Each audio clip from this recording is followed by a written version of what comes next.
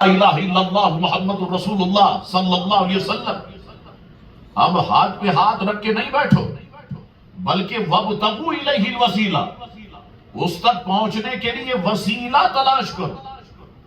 اب یہاں پر اہل علم فرماتے ہیں ہر ایک کو وسیلہ گھر بیٹھے نہیں ملتا۔ طالبان مولا جو مرشد کی تلاش اور جستجو کرتے ہیں، اس کا ماخذ یہی آیت مقدسہ۔ آپ دیکھیں نا، مرشد کی تلاش میں مارے مارے پھرتے ہیں۔ کیوں پھرتے ہیں؟ اس لیے کہ قرآن کا حکم ہے وَابْتَغُوا إِلَيْهِ الْوَسِيلَةَ، اللہ تبارک و تعالیٰ تک پہنچنے کے لیے وسیلہ تلاش کرو۔ اس کے بعد فرمایا وَجَاهِدُوا فِي سَبِيلِهِ، اور اس کے راستے میں مجاہدہ کرو، یعنی وسیلے کی تلاش میں اگر مشقتیں بھی جھیلنا پڑے تو جھیلو، جھیلو، کیونکہ یہ بھی مجاہدہ ہے اور اس پر بھی اللہ تعالیٰ اجر عظیم عطا فرمائے گا۔ تو یہ بات ذہن میں رکھے، حضور علیہ السلام کے روضہ مقدسہ پر سفر کر کے جانا، یا زندہ بزرگوں کی ملاقات کے لیے جانا، یا وفات یافتہ بزرگوں کے مزارات پہ جانا، وہاں جا کر کے ان کے وسیلے سے دعا کرنا، یا بزرگوں کے عرس کی محفلوں میں جانا، یہ ساری باتیں اچھی ہے، اور یہی آیت مقدسہ اس پر مضبوط دلیل ہے کہ وَابْتَغُوا إِلَيْهِ الْوَسِيلَةَ، اللہ تبارک و تعالیٰ تک پہنچنے کے لیے وسیلہ تلاش کر۔ فتاوی شامی میں علامہ شامی رحمت اللہ علیہ نے واضح طور پر لکھا کہ طبیبوں اور حکیموں کے پاس سفر کر کے جانا علاج کے لیے جائز ہے، تو اسی طرح اللہ کے مقبول بندوں کے پاس ان کی قبروں پر سفر کر کے جانا بھی جائز ہے، کہ صاحب مزارات کے فیوز و برکات حاصل ہوتے ہیں۔ اور علماء نے لکھا کہ بزرگوں کے عرس میں جانا ضروری ہے، کیونکہ وہاں پر اولیاء اللہ کا اجتماع ہوتا ہے، وہاں پر اولیاء اللہ کا اجتماع ہوتا ہے، وہاں پر بزرگوں سے ملاقات ہوتی ہے۔ حضور علیہ السلام بذات خود مقام ابوا مدینہ منورہ سے اپنی والدہ ماجدہ کی مزار شریف پر تشریف لے گئے، حالانکہ ابوا جو ہے مدینہ شریف سے یہ 200 میل کے فاصلے پر ہے، لیکن حضور علیہ السلام تشریف لے کے گئے۔ اس کے بعد فرمایا لعلکم تفلحون، اس امید پر کہ تم فلاح پاؤ، اگر تم یہ کام کرو گے تو تم دنیا میں بھی کامیاب ہو جاؤ گے اور آخرت میں بھی کامیاب ہو جاؤ گے۔ اب آئیے جس چیز سے لوگوں کو تکلیف ہے اس طرف آتے ہیں۔ فرمایا گیا وَابْتَغُوا إِلَيْهِ الْوَسِيلَةَ، اللہ تک پہنچنے کے لیے وسیلہ تلاش کرو۔ اب اس پر مناظرے ہوتے ہیں، مجادلے ہوتے ہیں، مباحثے ہوتے ہیں، اور پھر نوبت گالم گلوچ تک پہنچ جاتی ہے، پھر ننگی ننگی گالیوں پر لوگ اتر آتے ہیں، اور پھر وہ الفاظ کہے جاتے ہیں کہ الامان والحفیظ۔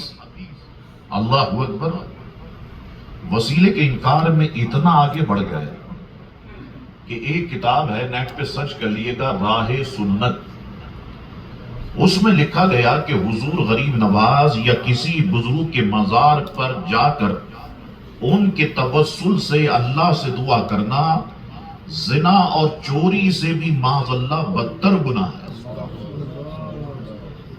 زنا سے بدتر گناہ ہے۔ ان کے مزارات پہ جا کے ان کو وسیلہ بنانا یہ زنا سے بدتر گناہ ہے۔ آئیے میدان میں آئیے، آپ میری طرف توجہ رکھیں۔ منکرین وسیلہ سے جب وسیلے سے متعلق گفتگو ہوتی کہ صاحب آپ کیا کہتے ہیں وسیلے کے بارے میں، کہتے شاہ صاحب وسیلہ شرک ہے، وسیلہ بدعت ہے، وسیلہ حرام ہے، جو وسیلے کو اختیار کرے گا وہ مشرک کہلائے، جو وسیلے کو اختیار کرے گا معاذ اللہ کافر کہلائے، جو وسیلے کو اختیار کرے گا وہ بدعتی کہلائے گا۔ میں نے کہا اچھا یہ بتائیے، یہ قرآن مجید فرقان حمید میں یہ جو فرمایا گیا سورہ المائدہ 5واں پارہ اور آیت نمبر 35 وَابْتَغُوا إِلَيْهِ الْوَسِيلَةَ، کہ اللہ کی طرف وسیلہ تلاش کرو، تو یہاں وسیلے سے کیا مراد ہے؟ کہتے ہیں یہاں وسیلے سے مراد ہے نیک اعمال کا وسیلہ۔ میں نے کہا لو، پہلے تو تم نے کہا کہ وسیلہ حرام، وسیلہ شرک ہے، وسیلہ بدعت ہے، جو وسیلے کو اختیار کرے گا وہ مشرک ہے، وہ کافر ہے، اور اب خود کہہ رہے ہو کہ وسیلے سے مراد ہے اعمال کا وسیلہ. او بے وقوفو، ذرا دھیان تو دو، پہلے وسیلے کا انکار کیا مطلق، اور اب کہتے ہو یہاں وسیلے سے مراد جو ہے وہ اعمال کا وسیلہ ہے. اب کوئی جواب نہیں، اب خاموش. لیکن میں پھر بھی کہتا ہوں، اگر کبھی آپ کی گفتگو ہو اور کوئی کہے کہ صاحب یہاں وسیلے سے مراد اعمال کا وسیلہ ہے، تو میں اب کچھ باتیں آپ کی خدمت میں عرض کرتا ہوں. نمبر 1، نیک اعمال اختیار کرنے کا ہم کب منع کرتے ہیں؟ کس سنی عالم نے کہا نمازیں نہیں پڑھو، روزے نہیں رکھو، حج نہیں کرو، زکوٰۃ نہیں دو؟ کبھی سنا آپ نے کسی سنی عالم نے منع کیا؟ انکار نہیں کرتا، لیکن یاد رکھو نیک اعمال کے ساتھ ساتھ اللہ کے محبوبوں کا وسیلہ بھی ضروری ہے، ورنہ کامیاب نہیں ہو سکتے. سارے اب تم کہتے ہو کہ وَابْتَغُوا إِلَيْهِ الْوَسِيلَہ میں وسیلے سے مراد نیک اعمال کا وسیلہ ہے، تو میں کہوں گا سارے نیک اعمال تو اتقوا اللہ میں آ گئے. اللہ سے ڈرو، نمازیں پڑھو، روزے رکھو، حج کرو، زکوٰۃ دو، تو سارے نیک اعمال تو اتقوا اللہ میں آ گئے. اب وَابْتَغُوا إِلَيْهِ الْوَسِيلَہ سے کیا مراد ہے؟ اللہ اکبر. تو وَابْتَغُوا إِلَيْهِ الْوَسِيلَہ سے مراد اللہ کے محبوب بندوں کا وسیلہ ہے. اچھا صاحب، یہ بات بھی ذہن میں رکھیں. اب مجھے یہ بتاؤ کہ نیک اعمال کہاں سے ملیں گے؟ آسمان سے جا کے لاؤ گے؟ کہاں سے ملیں گے نیک اعمال؟ نیک اعمال حضور سے ملیں گے نا؟ نیک اعمال صحابہ سے ملیں گے؟ نیک اعمال خلفاء راشدین سے ملیں گے؟ نیک اعمال صحابیات سے ملیں گے؟ نیک اعمال ازواج مطہرات سے ملیں گے؟ نیک اعمال جو ہے وہ خلفاء راشدین اہل بیت اطہار سے ملیں گے؟ نیک اعمال جو ہے علماء سے ملیں گے؟ اب مجھے بتاؤ محبوبوں کا وسیلہ ضروری ہوا کہ نہیں ہوا؟ نیک اعمال تو سارے تمہیں جو ہے وہ اللہ کے محبوب سے مل رہے ہیں.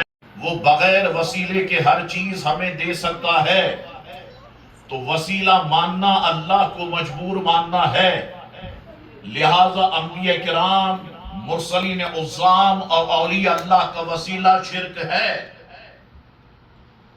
اب آدمی پریشان ہو جاتا ہے کیونکہ آپ علماء کی محفل میں بیٹھے ہیں، آپ نے اپنی کتابیں پڑھی ہیں، آپ نے علماء سے سوالات پوچھے ہیں، آپ تو آئے، شرکت کی، کھانا کھایا، چائے پی، چلے گئے.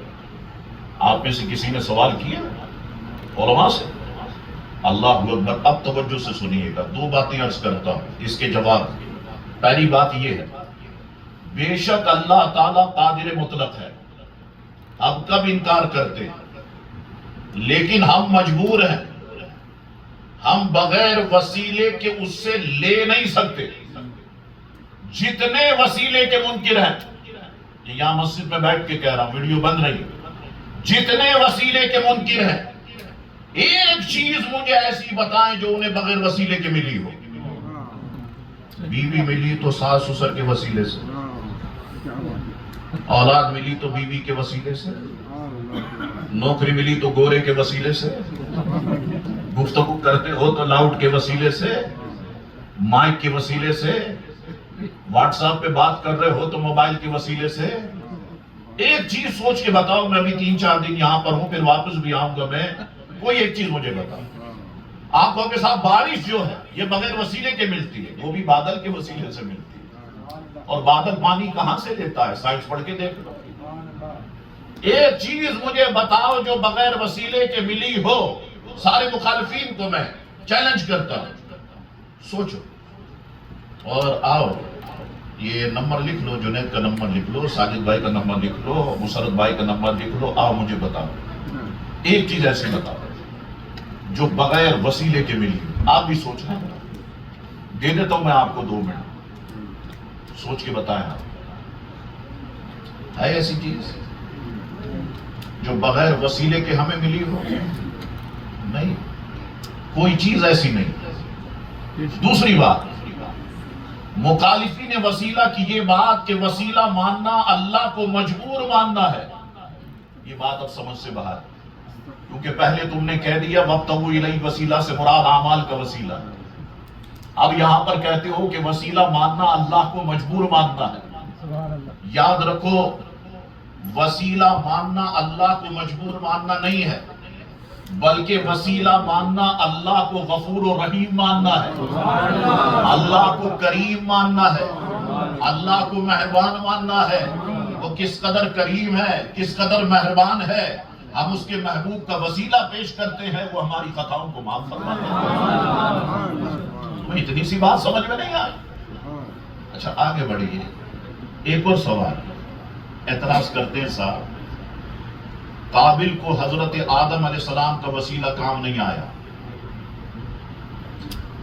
کینان کو حضرت نوح علیہ السلام کا وسیلہ کام نہیں آیا، شاہ صاحب عبداللہ ابن ابی منافق کو حضور علیہ السلام کی چادر مبارکہ اور تہمت شریف کا وسیلہ کام نہ آیا، یہ سب لوگ قابل، کنان، عبداللہ ابن ابی مردود کے مردود ہی رہے۔ تو ان ساری باتوں سے معلوم ہوا کہ وسیلہ انبیاء کرام معاذ اللہ کوئی چیز نہیں، بس وسیلہ ہے تو اعمال کا وسیلہ ہے۔ اعتراض سمجھ میں آیا آپ کو؟ دوبارہ دوہرا دیتا ہوں، قابل کو حضرت آدم کا وسیلہ کام نہیں آیا، کنان کو نوح علیہ السلام کا وسیلہ کام نہیں آیا، عبداللہ ابن ابی کو حضور علیہ السلام کی چادر کا وسیلہ، تہمت کا وسیلہ کام نہ آیا، یہ سارے کے سارے مردود کے مردود ہی رہے۔ تو پتا چلا کہ وسیلہ انبیاء کرام معاذ اللہ کوئی چیز نہیں ہے، بس صرف اعمال کا وسیلہ چاہیے۔ میں جواب میں عرض کرتا ہوں، سب سے پہلے تو یہ ذہن میں رکھیے، قابل حضرت سیدنا آدم علیہ السلام کا نافرمان تھا، قابل نے اپنے بھائی حابل کو قتل کیا تھا۔ بعض لکھنے والوں نے لکھا، یہاں تک لکھا کہ اس نے حضرت آدم علیہ السلام کے دین کو چھوڑ کر دوسرا مذہب زرتشت قبول کر لیا تھا۔ کنان کے بارے میں اکابر اہل علم نے لکھا وہ منافق تھا، اہل ایمان سے کہتا تھا میں تمہارے ساتھ ہوں، اور منافقوں سے کہتا تھا میں تمہارے ساتھ ہوں۔ اسی طرح عبداللہ ابن ابی، آپ سب جانتے ہیں کہ وہ منافق تھا۔ میں نے کہا مولوی صاحب تم نے تو اپنے پاؤں پر خود کلاڑی مار دی، بلکہ پاؤں پہ کلاڑی نہیں ماری، اپنے پاؤں ہی کلاڑی پر مار دیے۔ یہ اعتراض کر کے پتا چلا وسیلہ کافروں کو فائدہ نہیں دیتا، وسیلہ منافقوں کو فائدہ نہیں دیتا، وسیلہ فائدہ دیتا ہے تو ایمان والوں کو فائدہ دیتا ہے۔ وسیلے کو بدعت کہے گا، وسیلے کو حرام کہے گا، گویا ایمان والوں کی پہچان یہ ہے کہ وہ وسیلے کو لازم قرار دیتے ہیں، وسیلے کو تھامتے ہیں، وسیلے کو پکڑتے ہیں۔ اللہ اکبر۔ یاد رکھیے، جس طرح سورج اندھے کو فائدہ نہیں دیتا، جس طرح غذا اور دوا مردے کو فائدہ نہیں دیتی، اسی طرح وسیلہ کافروں اور منافقوں کو فائدہ نہیں دیتا۔ اچھا اب کوئی یہ نہ سمجھ لے جب سورج اندھے کو فائدہ نہیں دیتا، غذا دوا کو فائدہ نہیں دیتی تو بیکار ہے؟ نہیں، ان چیزوں میں فیض دینے کی صلاحیت موجود ہے، لیکن حاصل کرنے والوں میں لینے کی صلاحیت نہیں ہے۔ انبیاء کرام تو فیض دیتے ہیں، لیکن مخالفین وسیلہ میں فیض لینے کی صلاحیت ہی نہیں ہے، کیونکہ قرآن فرما چکا ختم اللہ علی قلوبہم وعلی سمعہم وعلی ابصارہم غشاوۃ ولہم عذاب علیم۔ اللہ نے ان کے دلوں پر مہر، ان کے دلوں اور کانوں پر مہر کر دی، ان کی آنکھوں پر پردہ ہے اور ان کے لیے بڑا عذاب ہے۔ اللہ اکبر۔ وسیلہ ایمان والوں کو فائدہ دیتا ہے۔ مصطفیٰ جان رحمت پہ لاکھوں سلام، شمع بز میں ہدایت پہ لاکھوں سلام، شمع بز میں ہدایت پہ لاکھوں، یا نبی سلام علیکہ، یا رسول سلام علیکہ، یا حبیب سلام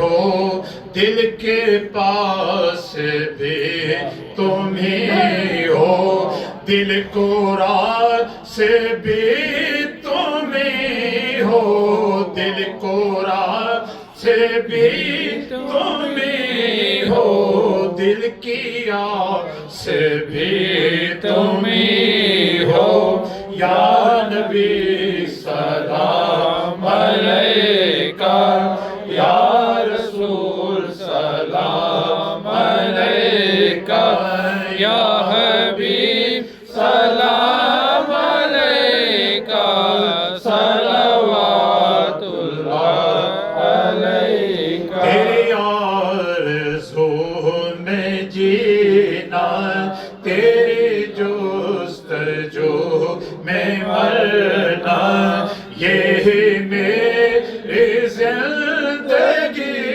ہے یہی میری زندگی ہے یہی میری بندگی ہے یا نبی سلام علیکہ یا رسول سلام علیکہ یا حبیب سلام علیکہ صلوات اللہ علیکہ یا الہی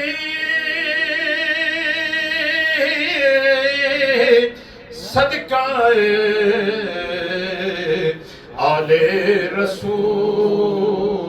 رسول یہ سلام عاجزانہ قبول الصلاة والسلام علیکہ یا رسول اللہ